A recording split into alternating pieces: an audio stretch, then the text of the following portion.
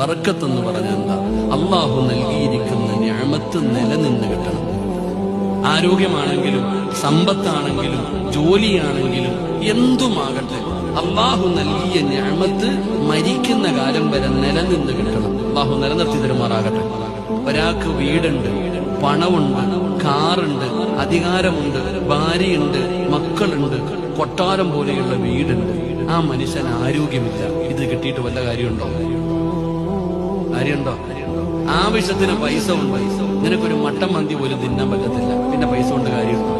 അള്ളാഹു തന്നത് നിലനിന്ന് കിട്ടണം. അള്ളാഹു നിലനിർത്തി തരുമാറാകട്ടെ. അള്ളാഹു നിലനിർത്തി തരുമാറാകട്ടെ. നിലനിൽക്കാനുള്ള ഒരു വഴി പറഞ്ഞു തരട്ടെ. നിനക്ക് അള്ളാഹു നൽകിയ നിഅമത്തുകൾ മുഴുവനും മരിക്കുന്ന കാലം വരെ നിലനിൽക്കാനുള്ള ഒരു വഴി പറഞ്ഞു തരട്ടെ. സൂറത്തുൽ കഹ്ഫിനകത്ത് അള്ളാഹു രണ്ട് ചെറുപ്പക്കാരുടെ കഥ പറയുന്നുണ്ട്, രണ്ട് കൂട്ടുകാരുടെ ചരിത്രം പറയുന്നുണ്ട്.